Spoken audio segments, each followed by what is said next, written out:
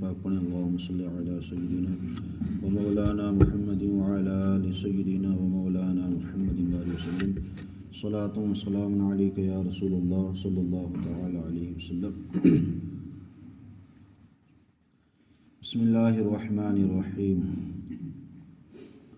وامتازوا اليوم ایھا المجرمون۔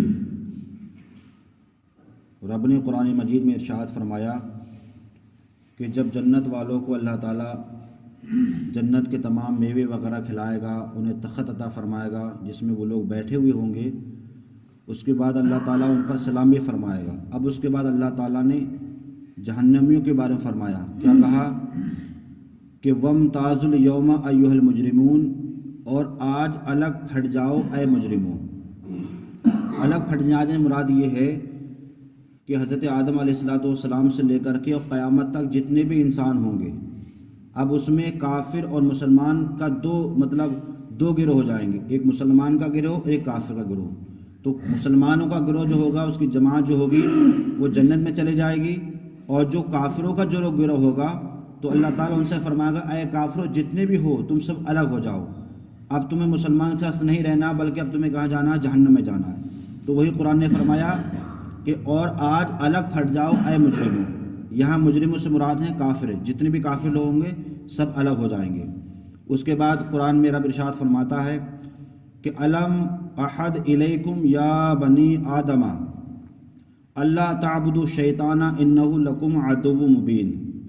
اب تمہارے جو جہنم میں جو جانے کی وجہ تھی وہ یہ تھی کہ اے اولاد آدم، مطلب اے اولاد آدم سے مراد تمام لوگ ہیں، چاہے وہ کافر ہو یا کسی مذہب کا ماننا ہو، کیونکہ تمام لوگ جو ہیں وہ حضرت آدم علیہ السلام کی اولاد ہیں۔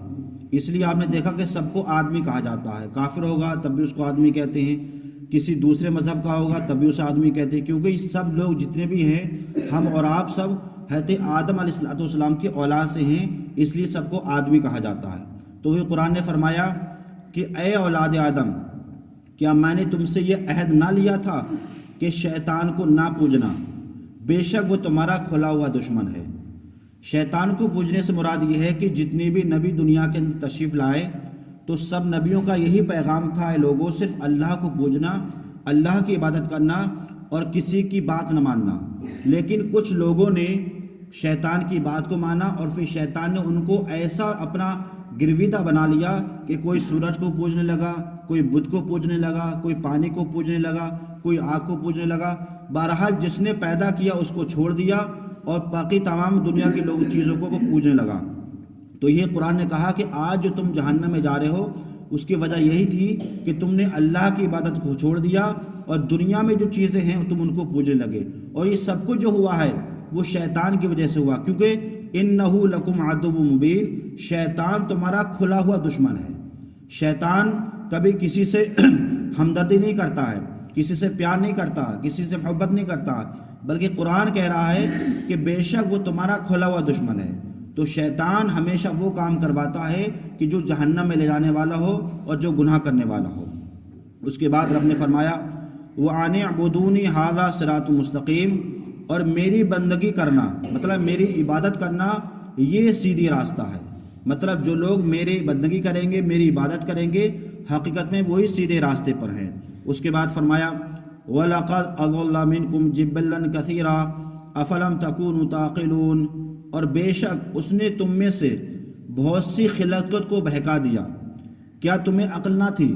مطلب شیطان ایک ایسا دشمن ہے کہ اللہ تعالیٰ نے اتنے انسانوں کو پیدا فرمایا تو بہت سے لوگوں کو اس نے کیا کیا؟ بہکا دیا۔ اب دیکھیں، سب سے پہلے اللہ تعالیٰ نے حضرت آدم علیہ السلام کو نبی بنایا، اب ان سے جو اولادیں ہوئی تھیں وہ سب اپنے باپ حضرت آدم پر ایمان لے کر کے آئی تھیں، لیکن انہی اولادوں میں سے جب شیطان آیا تو اس نے کچھ نہ کچھ کو بہکا دیا۔ اب جب بہکایا تو بہت سی خلقت، بہت سی مخلوقات جو ہے وہ اللہ کے راستے سے ہٹ کر کے اور وہ شیطان کو ماننے لگی اور بتوں کو پوجنے لگی۔ تو وہی قرآن نے فرمایا کہ بے شک اس نے تم میں سے بہت سی مخلوق کو کیا بہکا دیا؟ کس نے؟ شیطان نے۔ کیا تمہیں جس کی عقل نہیں تھی؟ کہا گیا ہذہ جہنم التی کنتم توعدون، یہ وہ ہے جہنم جس کا تم سے وعدہ تھا۔ مطلب یہ وعدہ تھا کہ اگر تم لوگوں نے اللہ کی عبادت چھوڑ کر کے اگر بت پرستی کی تو ایک دن ایسا آئے گا کہ تم کو جہنم میں ڈالا جائے گا۔ تو آج وہی دن ہے جو تمہیں جہنم میں ڈالا جا رہا ہے۔ اصلاح الیوم بما کنتم تکفرون، آج اسی میں جاؤ بدلہ اپنے کفر کا، مطلب دنیا میں جو تم نے کفر کیے، دنیا میں تم نے جو گناہ کیے، دنیا میں جو اللہ کی نافرمانی کی، آج جو جہنم میں جا رہے ہو یہ کسی دوسری چیز کا بدلہ نہیں ہے، مطلب تمہارے کیوں کے بدلہ ہے جو تم نے دنیا میں کیا تھا۔ اس کے بعد جو ہے رب ارشاد فرماتا ہے کہ الیوم نختم علی افواہہم وتکلمونا ایدیہم وتشہد ارجلہم بما کانوا یکسبون، اور رب نے ارشاد فرمایا کہ آج ہم ان کے منہ پر مہر لگا دیں گے، مطلب ان کے منہ پر مہر لگا دیں گے اور ان کے ہاتھ ہم سے بات کریں گے اور ان کے پاؤں ان کی گواہی دیں گے۔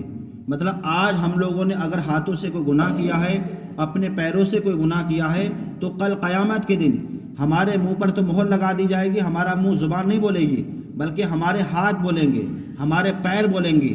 اگر ہمارے انہی ہاتھوں نے کوئی نیک کام کیا ہوگا تو یہ ہاتھ ہمارے بارے میں گواہی دیں گے، اور انہی ہاتھوں سے ہم نے کوئی برا کام کیا ہوگا تو ہمارے خلاف گواہی دیں گے۔ ایسی ہم نے اگر پیروں سے کوئی اچھا کام کیا ہوگا تو ہمارے پیر ہمارے موافق گواہی دیں گے، اور انہی پیروں سے ہم نے چل کر کے کوئی غلط کام کیا ہوگا تو یہی ہمارے خلاف گواہی دیں گے۔ تو کل قیامت کے منظر ایک ایسا ہوگا کہ زبان کو تو بند کر دیا جائے گا لیکن ہاتھ پیر ہمارے موافق یا ہمارے مخالف کیا دیں گے، جواب دیں گے۔ اس لیے انسان کو چاہیے کہ وہ کام کرے کہ جو نیکی کام ہو اور وہ کام کو چھوڑ دے جو کیا ہے گناہ کام ہے۔ اللہ تعالی ہمیں اور آپ کو قرآن پاک سمجھنے کی، اس پر عمل کرنے کی توفیق عطا فرمائے۔ اللہم صلی